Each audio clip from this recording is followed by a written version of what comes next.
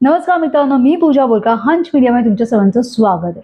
नुकतीच एक बातमी आली, कांदिवलीमधल्या एका मुलाने 57व्या माळ्यावरून उडी मारून जीव दिला। कारण काय होतं तर त्याला ट्युशनला जायचं नव्हतं आणि आई ट्युशनला जा असा हट्ट करत होती। या सगळ्यामध्ये झालं काय, त्याने त्याचा जीव गमावला। तर दुसरीकडे काही वेबसाईटनी बातम्या छापल्या, ती म्हणजे हा मुलगा रेशम टिपणीस यांचा होता।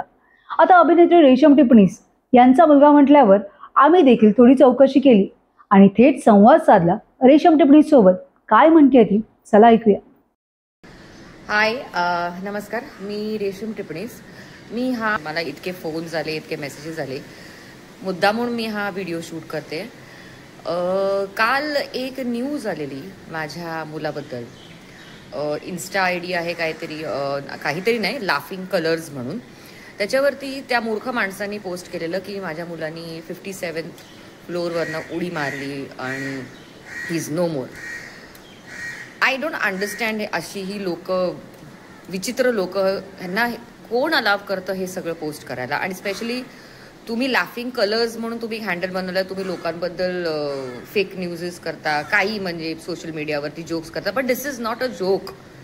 You are playing with somebody's emotions. Imagine एका आईवरती काय परिणाम होऊ शकतात त्याचे। म्हणजे मला जेव्हा फोन आला तेव्हा I was shivering, but thank God just before half an hour त्याच्याशी मी बोललेली, so I knew it was. पण तरी माझा फोन मी उचललाच फोन आणि त्याला फोन केला आणि त्याला विचारलं, बाबा तू कुठे आहे? तर ॲज युजल तो कामावरती होता त्याच्या। मी सायबर क्राईम कंप्लेंट पण करायचा प्रयत्न करते। तुमची काही ओळख कोणाकडे असेल तर please please take it ahead and take this seriously. Because आता झालं काय आहे की तसंही सोशल मीडियावरनं सगळ्यांचा विश्वास उठलाय, पण असे न्यूज जर यायला लागले तर जी लोक मनापासून खरी कामं करतायत या सोशल मीडियावर, त्यांच्यावरती पण कोणी विश्वास ठेवणार नाही। So I think we should take all this seriously and get hold of this people and just they need to be punished, very very punished. म्हणजे मला राग तर नाही आलाय त्या माणसं, because I don't want to waste my energies on that idiot, is an asshole. पण माझ्या तावडीत जर तो सापडला तर मी नक्कीच त्याला सोडणार नाही। तर प्लीज, ही न्यूज फेक आहे, मानव व्यवस्थित आहे आणि he is fine and he is healthy बाप्पाच्या कृपेने। पण आय थिंक आपण सगळे मिळून या गोष्टींवरती ॲक्शन घेतला पाहिजे, because they have no right to play with anybody's emotions. So good day and love you all. आता तुम्हाला देखील प्रश्न पडला असेल, कोणती वेबसाईट खरी आहे आणि कोणती वेबसाईट खोटी आहे?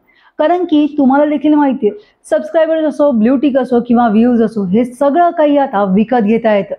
त्यामुळे कोणत्या वेबसाईटला फॉलो करायचं, कोणत्या वेबसाईटला अनफॉलो करायचं, हे आता तुम्ही ठरवायचं। एकूणच तुम्हाला हा आमचा व्हिडिओ कसा वाटला हे कमेंट बॉक्समध्ये नक्की कळवा। तुम्हाला आमचा व्हिडिओ आवडला असेल तर लाईक करा, शेअर करा, सबस्क्राईब करायला विसरू नका। तसंच बेल आयकॉनवर क्लिक करा, जेणेकरून पुढच्या व्हिडिओचं नोटिफिकेशन तुम्हाला सहज मिळेल। मराठी आणि हिंदी सिनेसृष्टीतील बातम्या, अपडेट आणि गॉसिपसाठी फॉलो करा हंच मीडिया।